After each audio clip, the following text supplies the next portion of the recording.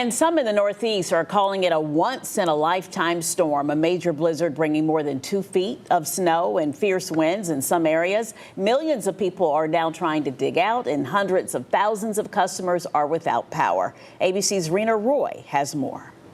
From Philadelphia to New York to Boston, a historic blizzard slamming the Northeast, dumping more than 2 feet of snow in some areas. This is a once-in-a-lifetime storm. Providence, Rhode Island, seeing its largest snowfall on record with more than 32 inches of snow.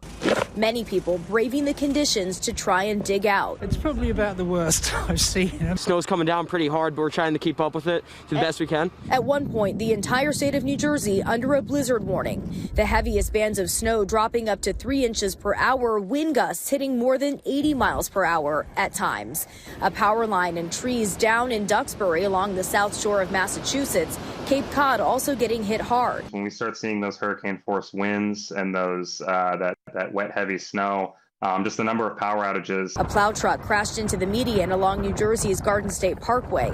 More than 10,000 flights canceled across the country through Tuesday, mostly in New York City and Boston. And if you could just sum it up in one word, how would you describe it? Challenging. In New York City, a travel ban was issued for several hours, but now lifted. The weight of the snow and wind causing some trees to fall in the West Village neighborhood of Manhattan. These are dangerous conditions. Not only is snow continuing to fall, accumulated snowfall and refreezing have made it hazardous to travel. Public schools fully closed for the day for the first time since 2019. Central Park blanketed in snow, sledders taking advantage while they can. And if you take a look behind me, it really gives you a sense of just how much snowfall we have seen here in New York City over the last day. The roofs of those cars completely covered. It is going to take some time to clean all of this up, especially with more snow expected later this week.